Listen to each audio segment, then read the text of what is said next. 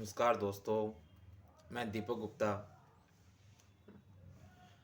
आज मैंने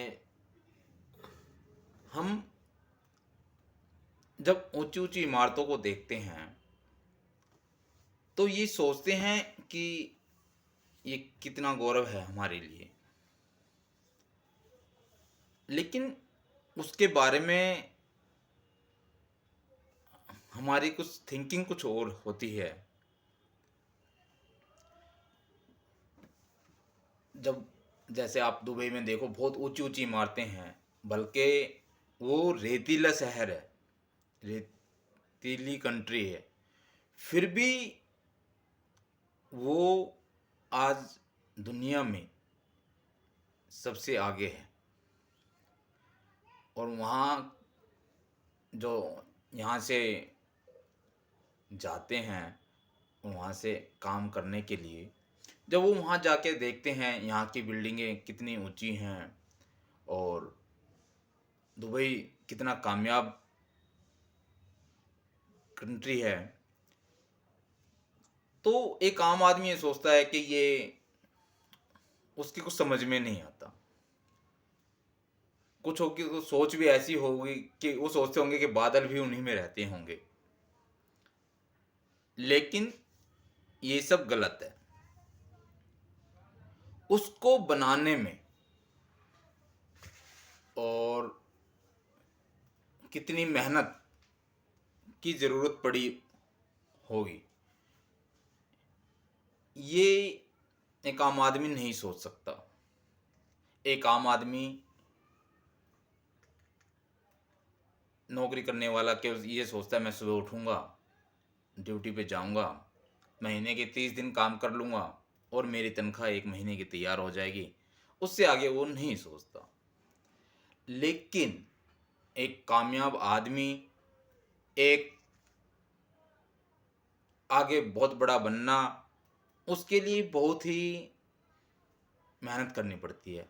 आपको मैं उदाहरण के तौर पे, एक आप छोटा सा मकान बनाने लगो, बिल्डिंग तो बहुत बड़ी चीज़ है। जब आप अपना मकान बनवाते हो तो आप पहले नींव खुदवाते हो, उसके नीचे उसमें पिलर डलवाते हो। तो कहने का मतलब, ऊपर का मकान तो बाद में दिखाई देता है, बाद में बनता है, लेकिन हमें अपनी लाइफ को भी उसी तरीके से नीचे की नींव, कि हमें उस नींव को कितना गहरा, कितनी अच्छा उसके अंदर मटेरियल लगाना है, उसी तरीके से हमें अपनी लाइफ को आगे कामयाब होने के लिए कितनी मेहनत की ज़रूरत पड़ेगी, इसके उदाहरण से मैं आपको समझाऊंगा। तो जब हम उसकी मकान की नींव बन रखते हैं, तो उसको अगर ऊपर हमें ज़्यादा मजबूती से बनाना है तो नीचे की नींव हमें उससे ज़्यादा मजबूत बनानी पड़ती है। और उसमें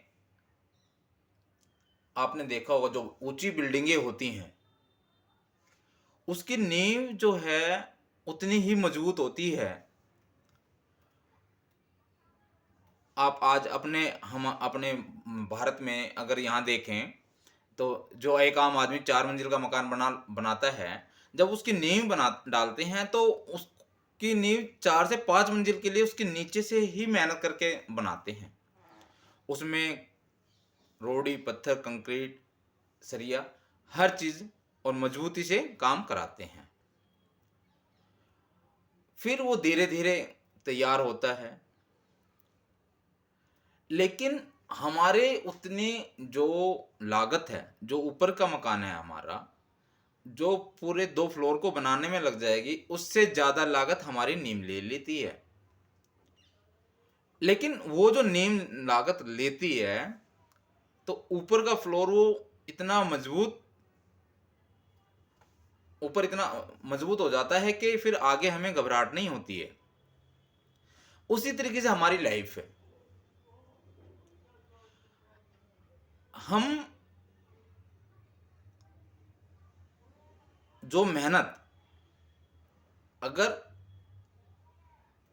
शुरुआत में करेंगे उस शुरुआत में 2 साल, 3 साल, 4 साल की मेहनत जो हम करेंगे, अगर हमने उसमें लगन से मेहनत करेंगे और वो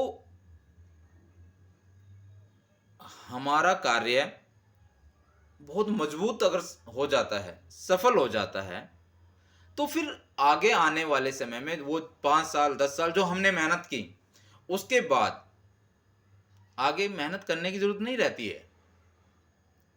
जैसे आपने देखा, हमने भी नींव डाल लिया, नींव मजबूत से डल गई, उसके बाद ऊपर के मकान को बनने में टाइम नहीं लगता।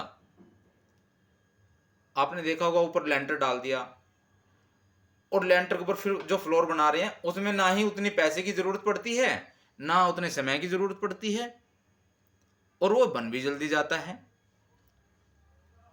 उसी तरीके से जब हमारी मेहनत से हमने अपना बिजनेस या हमने अपना जो भी कार्य करना शुरू किया और वो हमने 10 साल मेहनत करके बहुत अच्छे तरीके से बना लिया, जैसे हमारा पेड़ बड़ा हो गया, उसके बाद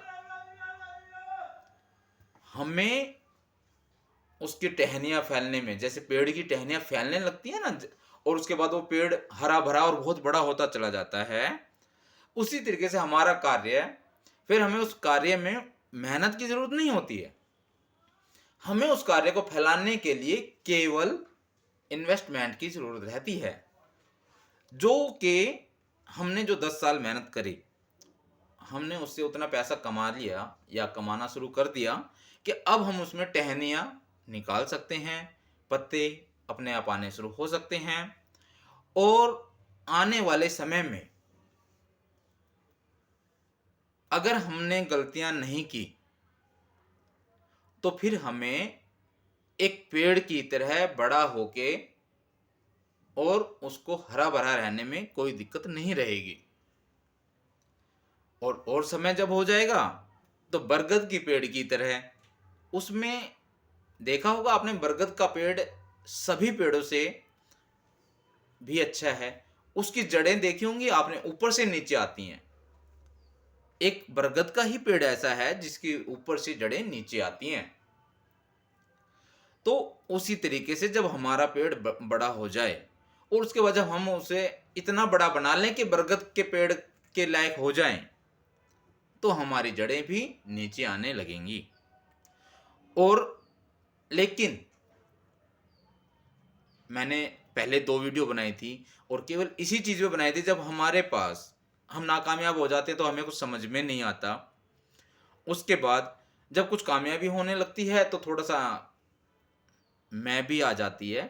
तो मैं दोस्तों यही बात कहना चाहूँगा कि आप अपना वो समय जो नाकामयाब होने के बाद हमें मिला था, उसे कभी मत भूलना। अगर आप उसे भूल जाओगे, तो फिर मैं अहंकार, लालच, द्वेष, ये सब चीज़ दोबारा से आ जाएँगी। लेकिन अगर आपने वो समय नहीं भूला, तो आप कभी भी उस दलदल में नहीं पहुंचोगे। हमारी ही गलतियां हमें अर्श से फर्श पर लेके आ जाती हैं,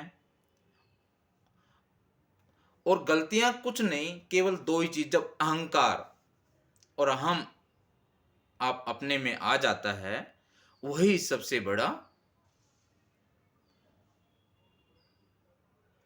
विफलता का सबसे बड़ा कारण होता है। तो दोस्तों, आज के लिए इतना ही। आपका दोस्त दीपक गुप्ता आपको नमस्कार करता है। धन्यवाद।